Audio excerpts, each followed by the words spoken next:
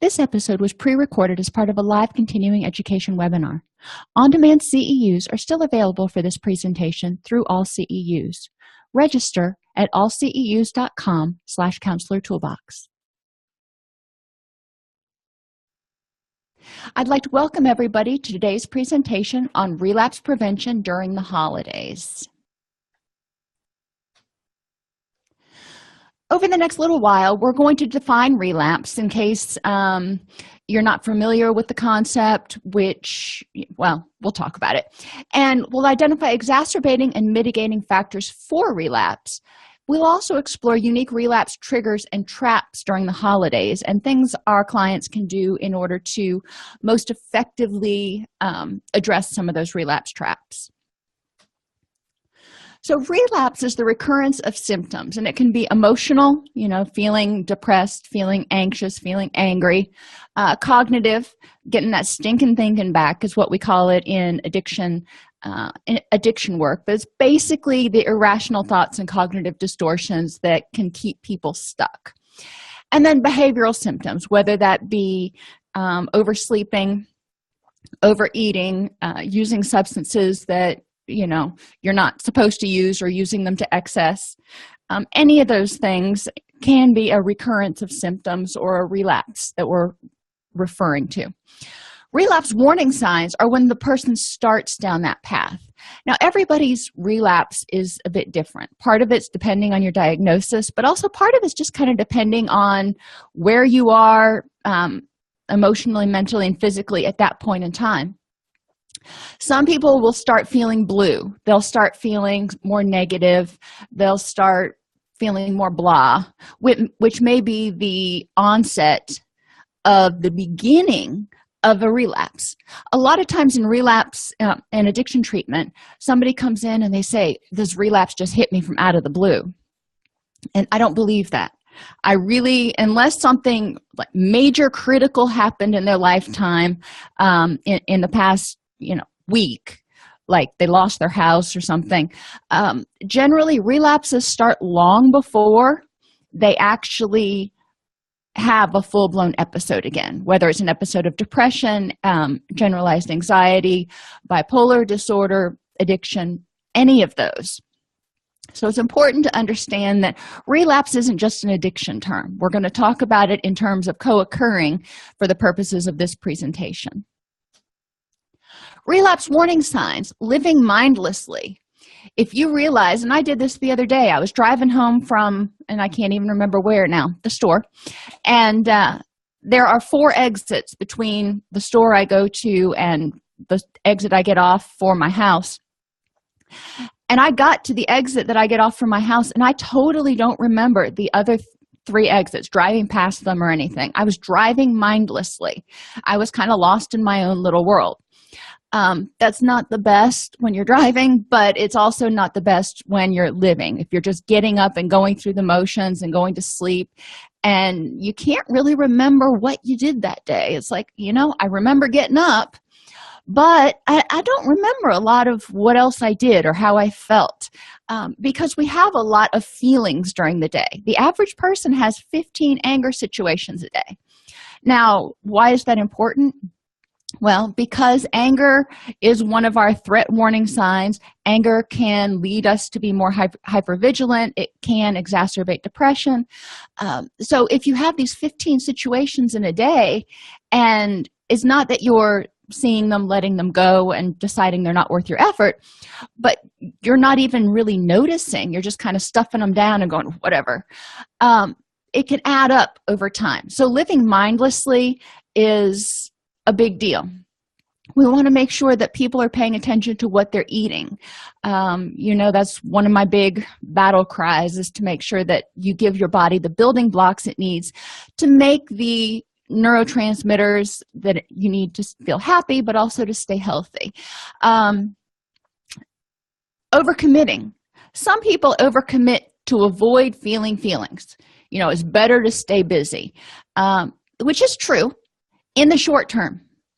But if you're overcommitting to avoid feeling feelings indefinitely, that can't go on indefinitely. Overcommitting implies that you're doing more than you've got the energy to do. You're not dealing with all this undercurrent, which you're having to use some energy to keep bottled up. It's not just like you put a cork on it and you're done with it. You have to use some energy. It's more like leaning against my daughter's closet door to try to keep it closed from the avalanche. God love her. Anyhow, overcommitting can also be done to get approval or to not disappoint other people. If every time somebody says, "Will you help me?" and you feel guilty if you don't say yes, this can be a relapse warning sign. Why? Because if you're needing everyone else's approval, now one person, you're probably not going to overcommit if you just say yes to one person. But if you're saying yes to 4, 5, 6 people, you might want to look at whether you're doing that because you need external validation, which is a relapse warning sign. Sleeping too much or too little. As we get depressed, as we get anxious, a lot of times the sleep schedule starts getting wonky. And depending on the person, it could be too much, or it could be they have insomnia. They're just too stressed out and they can't sleep at all. Same thing with eating. We eat for a variety of reasons. A lot of times it's not just hunger. So if someone is eating too much because they're trying to basically stuff their emotions, that can be a problem. That's a clue that something is going on that needs to be addressed, or they're headed down the road toward a full-blown episode of whatever. Failing to relax and include pleasurable activities. Yes, it's important. We can't just work and sleep and eat. We need to enjoy life. Oh my gosh. Take time to smell the roses. It doesn't have to be 3 hours a day. It can be 15 minutes. But do something where you can say, all right, there was a real good reason I got up out of bed today and I'm doing it right now. Getting stressed over things you can't control. One of the things we find with people with addictions, but also anxiety and depression, is people are stressed over things they can't control. So they are constantly just throwing their energy out the window for things they have no control over, and they're staying miserable. So if you're getting stressed over these things that you can't control, one of the things you want to look at is, what's my motivation for getting stressed out over these things? Am I just living mindlessly and I'm getting stressed out and not even thinking to myself, is this worth my energy? Or am I getting stressed out over these things that I can't control because I'm trying to avoid dealing with what is really stressing me out? So I'm projecting my stress other places. This happens a lot during the holidays because people are getting back together with family that they may or may not have the best relationship with. People are faced with a lot of financial issues. If they're trying to buy presents and they can't afford it, they may have some self-esteem issues tied up in that. There's a lot of reasons people get stressed during the holidays, and they can project that onto other people. They can turn that into being negative cognitively. And withdrawing from positive social support, not just any old social support, but we want to have the positive stuff in there. So if we see people socially withdrawing, we can say, they may be struggling a little bit. Now, they could be trying to get away from everybody else's negativity, so it's not necessarily a bad thing. But when you look at these things in the totality of the situation, for that person, what's going on? Is this wow, I can't talk today. Is this indicative of an impending relapse? So unique triggers around the holidays, and I just kind of lumped them all together here, and I'm sure I forgot some, but basically from the end of October until January 2, people have a lot of family and social gatherings. You get together with family, or maybe your family's across the country, so you can't get together with them, and it intensifies your sense of disconnection and isolation.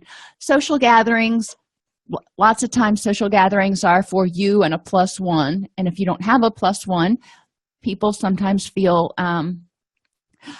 not good, or more depressed if they're not with someone else during the holidays, which takes us to loneliness.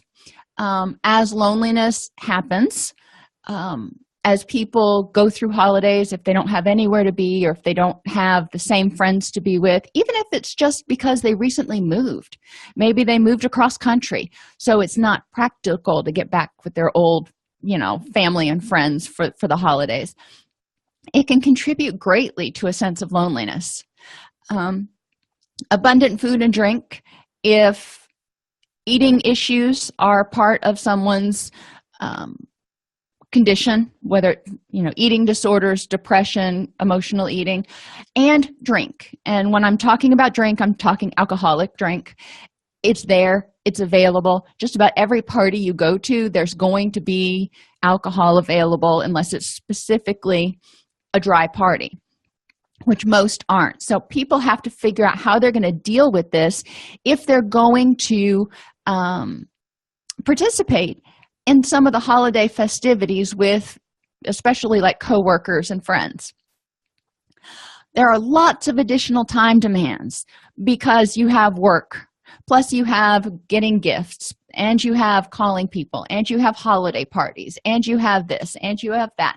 It gets exhausting. When people are going through the holidays, it's really hard to find time to do a lot of stuff. And that takes us back to living mindlessly. It's important for people to really budget their time, not only if they're in recovery, but period. Let's not make it so somebody is mentally exhausted and stressed out from the holidays. We want them to be excited. Some people's reaction to all of these holidays is, what do I have to be thankful for? They're focusing on a lot of their losses. And, it's not for me to say, well, let's not focus on those right now. Let's focus on what you have. Sometimes the losses are so palpable or so raw that it's hard for people to get excited about Thanksgiving. It's hard for people to get excited about Christmas. The short days, as somebody pointed out,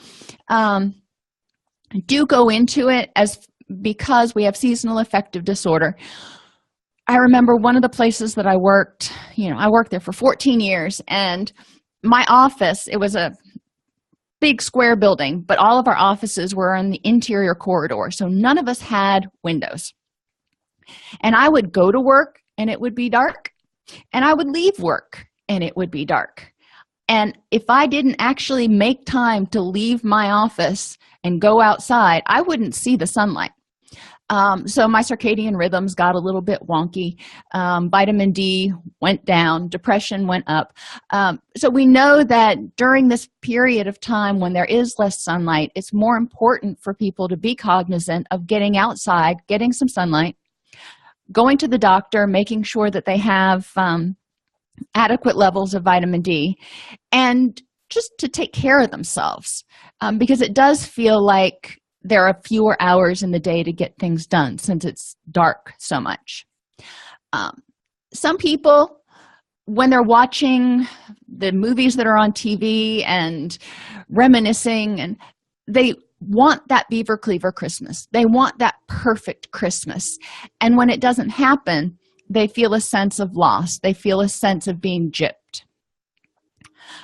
The holidays also serve as reminders of losses, especially losses of other people, because they're not with you during the holidays. Financial stresses abound during the holidays. And for some people, and this is more pertaining to New Year's, people are like, New Year's, great. Why should I celebrate? It's the same stuff, different day. And they get frustrated because they feel stuck. They don't feel like there's any hope that anything's going to get better. So now that you're all so excited about the holidays, let's talk about what to do. Family and social gatherings. If the person has to be there, help them figure out how to cope with the people they don't want to be around. Because most of the time, there are a few people in your family that you don't mind hanging out with, or at least one or two. figuring out who those people are and how you're going to hang around them and try to avoid some of the people that you don't want to spend as much time around. Positive mantras, things that you can tell yourself. I can do this. I'm good enough. Sometimes one of my clients had a very, very critical family member. And so before she would go into these parties or family get-togethers, she would just tell herself, so-and-so is going to find something to be critical about. So let's hope she does it quickly and gets it out of the way. That was kind of her positive mantra. So she was prepared for it. She knew that it was coming and could sort of brace for it, understanding that it was more about the other person than it was about her. Don't give the people that you're not wanting to spend time around your power, and reward them by feeding in. So if they want to be nasty, if they want to be negative, if they want to be critical, you can let it hurt you. You can let it get you angry, or you can just let it go. And one of the things that's true about a lot of addicts, and sometimes people who don't have addictions as well, is that we are control freaks. So it's important to use the word, give them your power, because most people are like, I'm not giving anybody anything. So power is a good thing to phrase it. Rehearse coping strategies and refusal skills. In session and even driving to whatever the party is, rehearse those coping strategies in your mind. Imagine the situation, because you're going to remember it better if you actually play the whole situation through in your mind, whereas, as opposed to just saying, okay, well, if somebody says this, then I'm going to do this. You need to actually imagine yourself in the situation and walk it through. And like I said earlier, identify 2 or 3 people you want to shadow. Generally, you can find a couple people in whatever situation, whether it's an office party or a family get-together, that you don't mind spending time around. If it's an unsafe situation, and this is one that is going to trigger depression, anxiety, anger, or addiction, rehearse how to politely decline an invitation. Sometimes there is enough toxic stuff in a family or in an environment that it's just not something the person is at a point they can deal with. Maybe 6 months down the road, when their coping skills are stronger, when their stress is lower, sure. But right now, it's not a safe situation for them to be in. And that's a hard decision for a lot of people to make. But it's one we can help them figure out, the pros and cons of going to this party, or the pros and cons of doing this activity. I love Dr. Seuss's quote, "Those who mind don't matter, and those who matter don't mind." And it's not exactly true. Obviously, if it's a company party and your boss minds, he does matter. But in general, if you have to decline an invitation and you do it politely and people understand, those who care about you understand, and they don't mind. They may want you there, they may be a little disappointed, but they get it. And it's important to have the person identify a legitimate reason they can't go. So depending on the person, they may not want to say exactly what's going on. They may be able to find another reason they can't go. But it has to be legitimate. It can't just be something they pulled out of the air like, my dog's sick. They need to have something where the person goes, okay, I get it. Loneliness. Invitations, a lot of times, ask for a +1. And if you don't have a +1, it just kind of rubs your nose in it that you're all alone. People are shopping for everyone else, which can be really devastating if you don't have anybody to shop for. Maybe you don't have any kids. Maybe you just moved somewhere and you don't have family close by. Maybe you're estranged from everyone because of a variety of circumstances, and you don't have anyone to shop for. one thing people can do is shop for the less fortunate. Shop for Toys for Tots, do something like that. People are going to family gatherings. If you don't have a family gathering to go to, you can feel left out. Find other people without a place to go and invite them over. Thanksgiving is like my favorite holiday of all holidays, and I don't think anybody should have to spend Thanksgiving alone if they don't want to. So we always have, lots of people come over for Thanksgiving, because it's important to me that they feel like they're not alone. If you don't want to do that, if you don't want to invite, semi-strangers over to your house, you can go hiking. So you're not sitting at home thinking about how everybody else is sitting around the table eating turkey or whatever it is. Commune with your higher power. Your higher power is always there, so you're never alone. There's a thought. Skype or FaceTime or VC or whatever video chatting program you use, it's not the same as being there, but it does help some. I know when I was moving to Nashville, my family was in Virginia, and a lot of times I would keep the video chat app open most of the time when I was at home. That way my kids could come by and say hi or ask me a question, and I felt like I was more part of their lives at that point instead of just calling them on the phone for a few minutes. I felt a little less lonely. Abundant food and drink. If overeating or engaging in alcoholic beverages is a problem, don't go somewhere famished, because if you do, you're likely to gorge. Stay as far away from the buffet table as you can. Now, this isn't just for people with eating disorders. This can be for people who tend to emotionally eat, or people who tend to eat too much and then feel guilty about it. If you hang out by the buffet table, you're probably going to snack and munch a lot more and be more mindless in your eating. Eat mindfully if you have to eat. So you're not eating out of stress. You're actually getting a plate and you're sitting down and you're thinking about what you're eating, not just randomly munching while you talk to people. Choose lower calorie options. Yeah, those veggie plates are a lot lower calorie. They may not seem as appealing, but if you want to have something that you have the option of, constantly having that hand-to-mouth thing going on, that's an option. Get smaller helpings. Instead of a great big old spoonful, get, a fourth of a spoonful. If it's a potluck, bring a lower calorie dish. That way you have at least something that you can eat. Actively sip on water or low-calorie drinks. Again, that gets that hand-to-mouth thing going on, so you don't feel like you're being deprived. You're not just walking around with your hands in your pockets going, everybody else is eating, I want to eat. Have a battle buddy. If you can go to whatever the get-together is with someone who is also trying to control their consumption, that can help.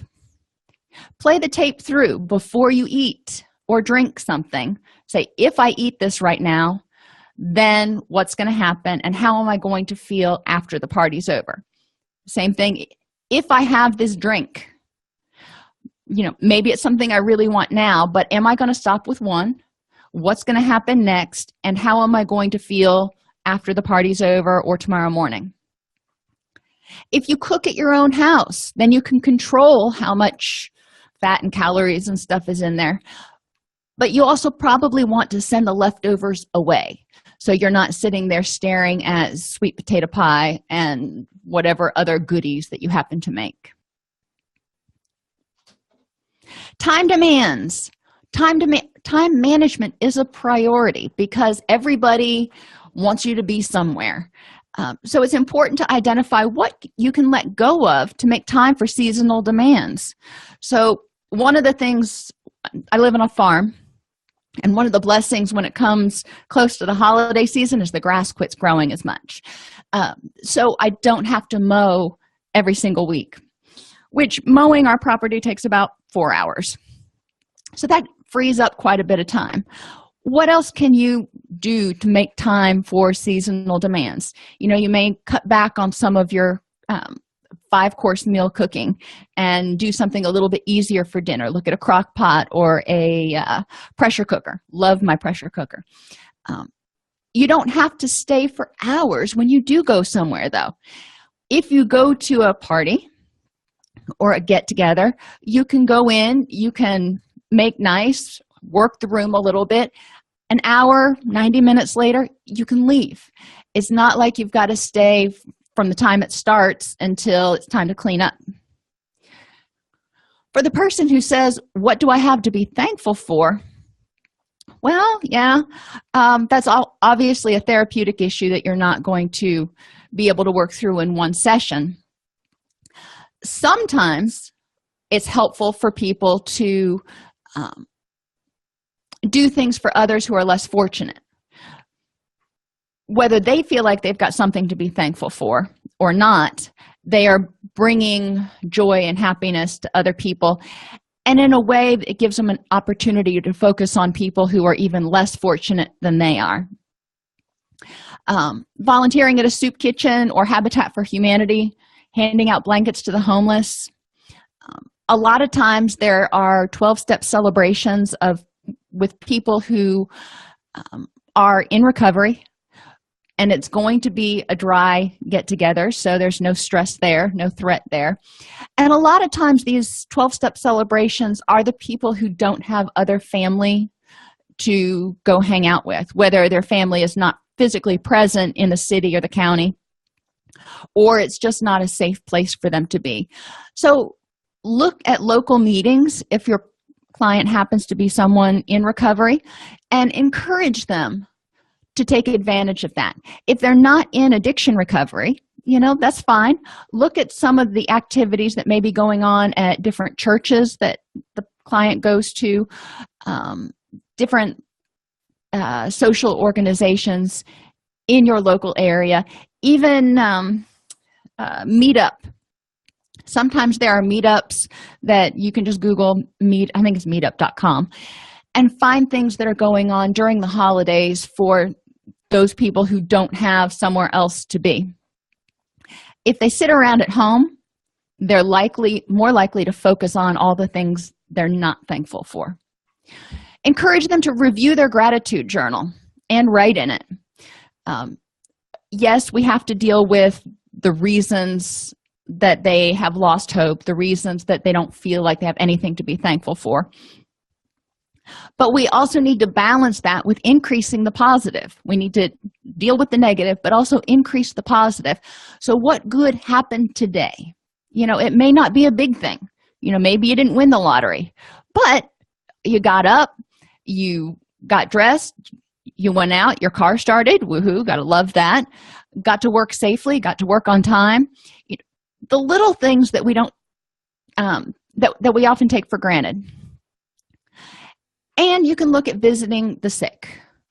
Sometimes you can go to hospitals and visit other people.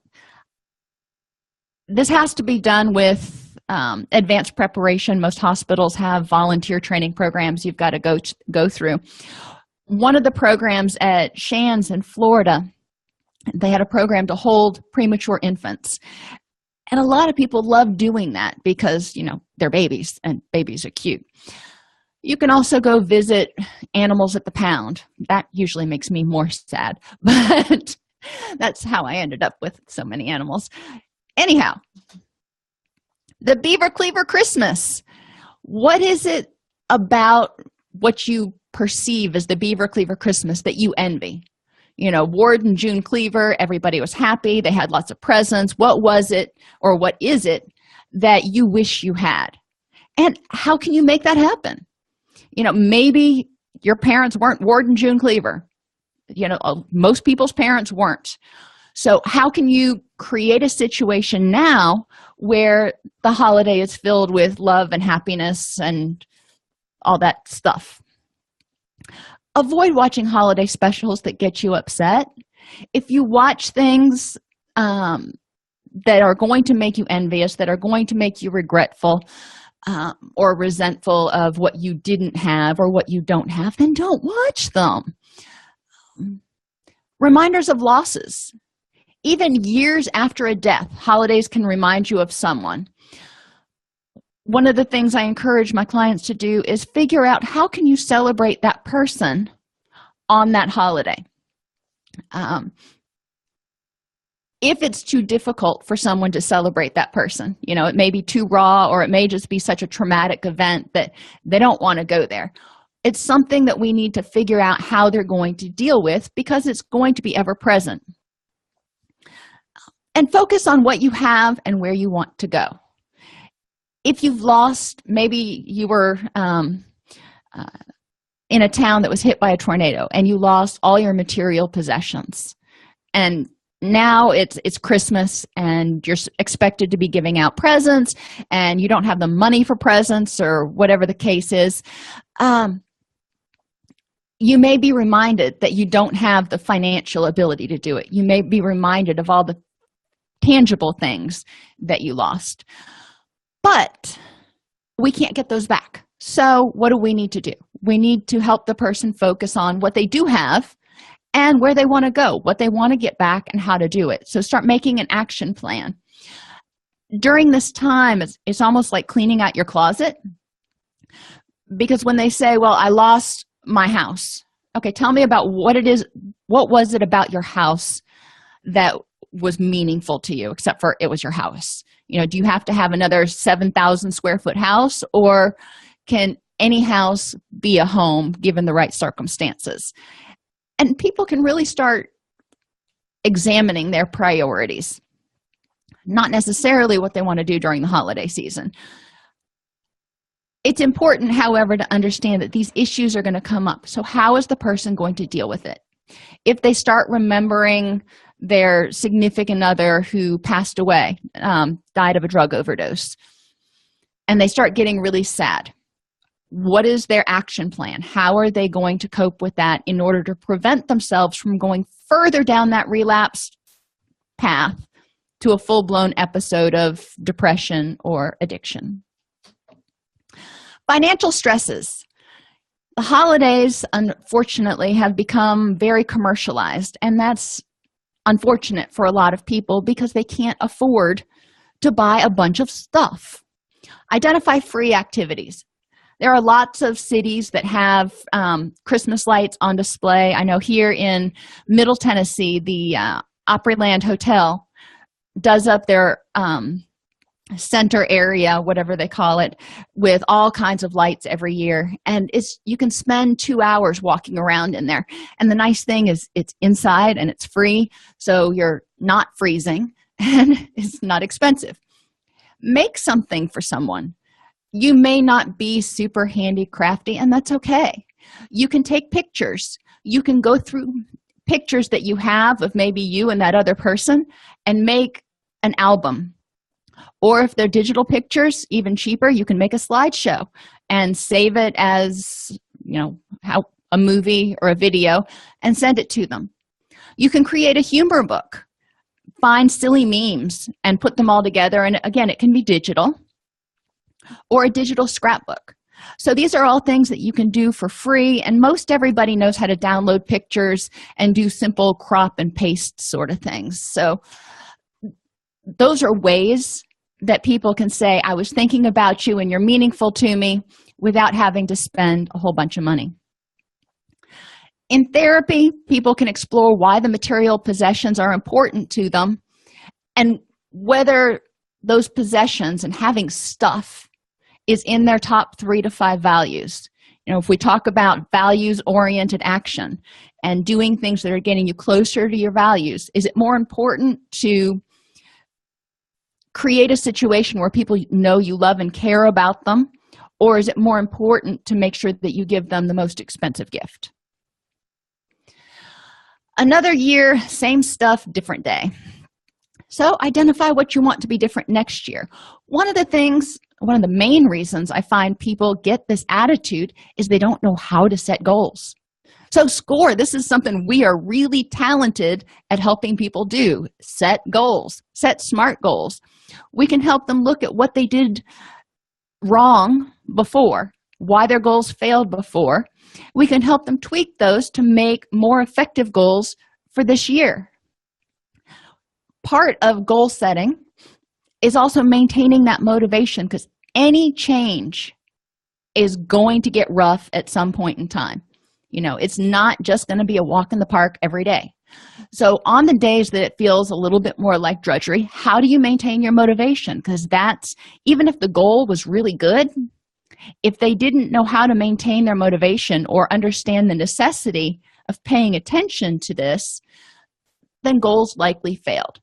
So this is one we can really help people with easily and relatively quickly. Prevent vulnerabilities. The risk of relapse will decrease as people's capacity to self-regulate thinking, feeling, memory, judgment, and behavior increases. So self-regulate their thinking, being mindful of what thoughts are going in and out and what they're holding on to versus what they're letting just kind of come and go right on through. This is where mindfulness comes in super duper helpful, effectively. What's going on when they can't regulate their own feelings? And we've talked about a lot of different techniques to help people identify their feelings and regulate them. Even if it's just basic dialectical behavior therapy skills, learning emotional regulation is crucial, because if they don't feel like they can control their emotions, then it's a lot more likely they're going to relapse. And holidays are emotionally charged. When they can self-regulate their memory, which is part of mindfulness, and judgment, when they can think about, is this really what I want to do? We've talked before about helping clients increase that stop between the time when they have a feeling and an impulse and then they actually act on the behavior. They need to stop and go, is this going to get me closer to or further away from the things that are important to me? Leading up to the holidays. Now, if it's already the holidays, it's too late to prepare for it. But leading up to the holidays, just like a runner in preparation for a race quits training quite so hard before the race to let the muscles recover and the body prepare. Leading up to the holidays, this is your race. This is your sprint towards the end of the year. It's important to get plenty of rest and take care of yourself so you have energy to deal with all of the time demands and all of the people and all of the personalities. If you don't like crowds, shop early and or online. That's one of those easy ways to prevent a vulnerability. I personally hate crowds, and I don't really much like shopping either. So I get real grumpy when I know I've got to go out and navigate through a sea of people to try to pick out 17 presents or however many people are on my shopping list for the Christmas. So shop early, shop online. My stepmother used to have all of her Christmas shopping done by the end of July every year. Identify what has to be done and make a plan.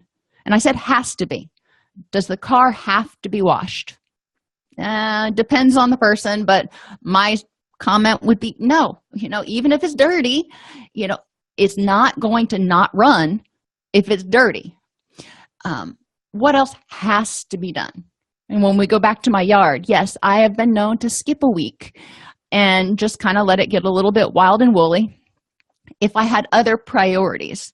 So making sure people can write down what needs to be done and then go through that list, because most of the time there are a lot of things on that list that we think need to be done that really don't have to be.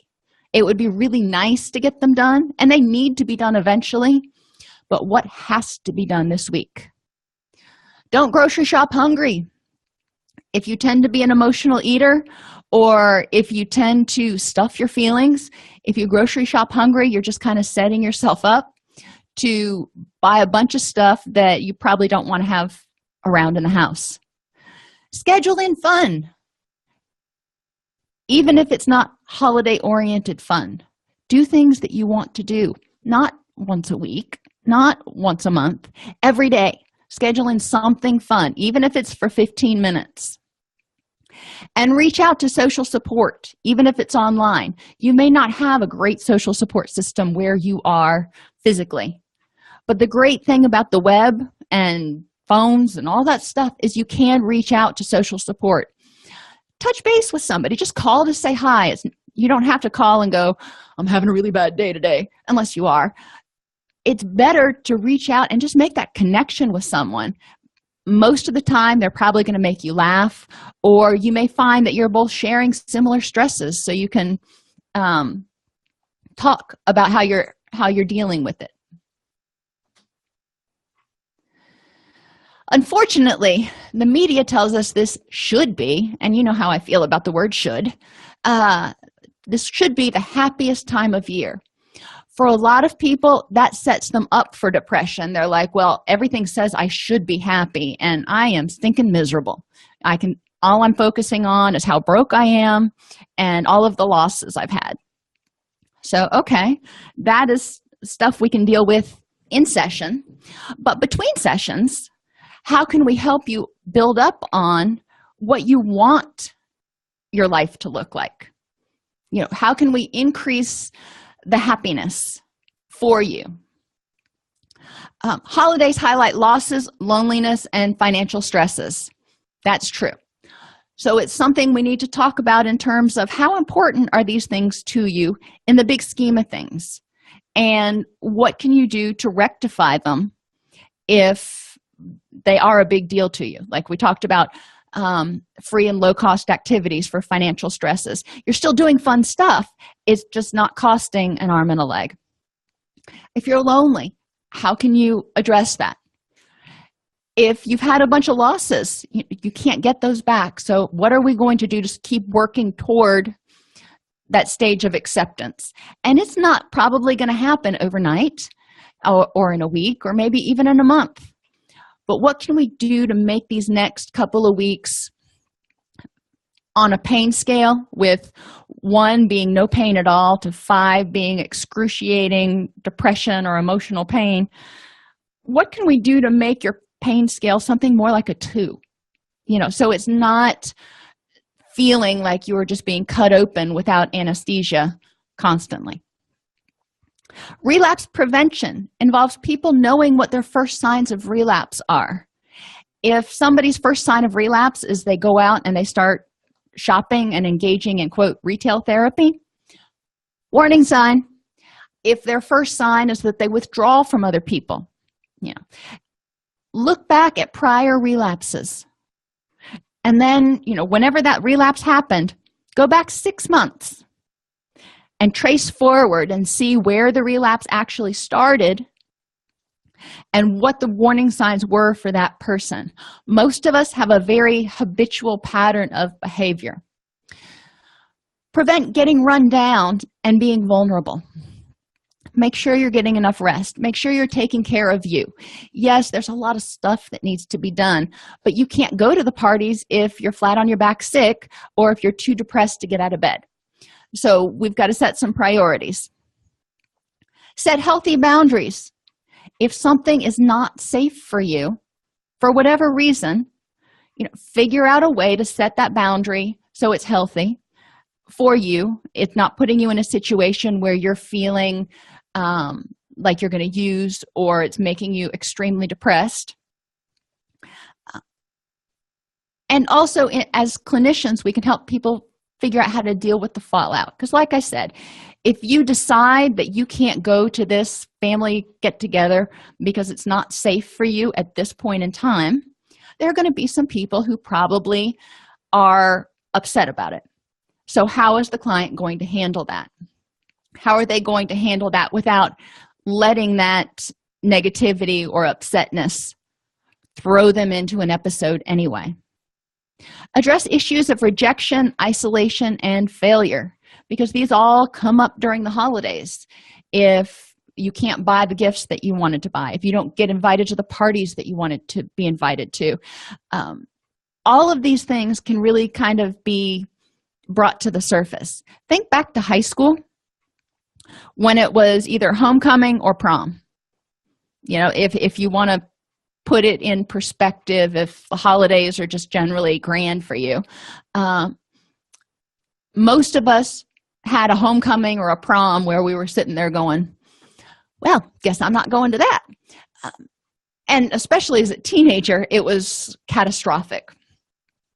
As adults, that may not seem as big of an issue, but when you're looking at all these social situations, it can feel very rejecting. And with social media and everybody talking about where they're going and what they're doing and posting pictures of the dresses or outfits that they have, it keeps people rubbing their nose in it, if you will, if they didn't get invited or if they don't have those kind of friends and that's what they want. So we can help them figure out, what do you want and how can you get it, and how can you set goes back to healthy boundaries. You may need to take a break from Facebook for a while if it's going to upset you every time you log on. And set positive, proactive goals.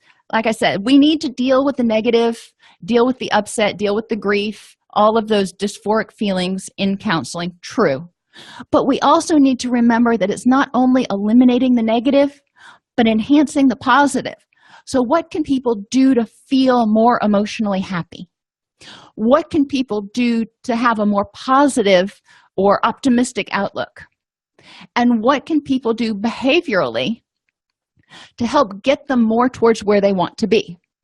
Because they can't work on those proactive, positive goals and continue to sort of beat themselves with a wet noodle. So it works kind of like, what's the word I'm looking for? Reverse psychology. If they're working on the positive, they don't have time for the negative. So what comments, questions, suggestions, because I know I didn't hit nearly all of the interventions we can do around the holidays.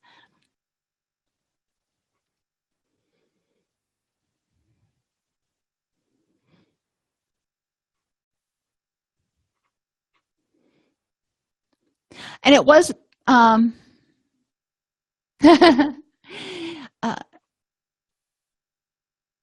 of the things that I encourage people to do before they go to a social gathering is to think in their mind, what is it that I want to get out of this? Why am I going to this gathering?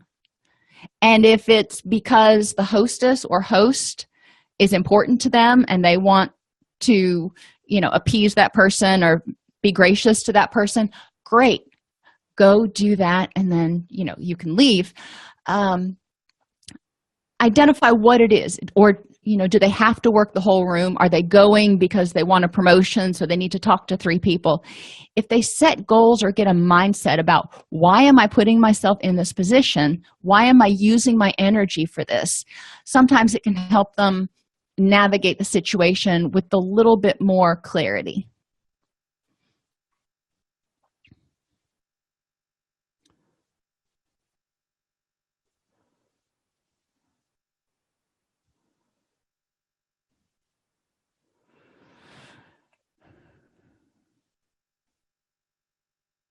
And that's definitely true about the teens. A lot of times teens don't want to go to family gatherings, partly because the alcohol and other stuff is there, partly because a lot of times they feel misunderstood or judged by the people there, which intensifies their desire to use or to escape. And they want to be with their friends, and this is time they can't be with their friends. So there's a lot of reasons that teens may not want to go. So if a parent understands what's going on, they can better buffer the child. Maybe the child has to go. But this is true not only for teens, but for younger children. They have to go, but helping the child understand that, I love you for who you are. And, maybe your grandma and grandpa don't have the same values or outlook on things as you do. But we still love you, and, we respect your choices, so they don't feel like they are being ganged up on. Let's see.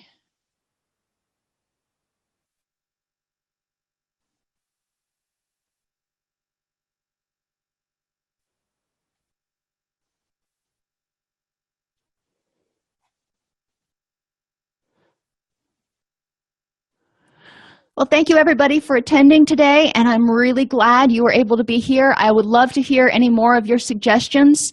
And that point, scrolling back up here, the point that Melinda made about providing these tools, and we can provide a handout to parents of teens that helps them understand some of the things teens may be going through during the holidays. So if you enjoy this podcast, please like and subscribe either in your podcast player or on YouTube. You can attend and participate in our live webinars with Dr. Snipes by subscribing at allceus.com/counselor toolbox. This episode has been brought to you in part by allceus.com, providing 24/7 multimedia continuing education and pre-certification training to counselors, therapists, and nurses since 2006. Use coupon code Counselor Toolbox to get a 20% discount off your order this month.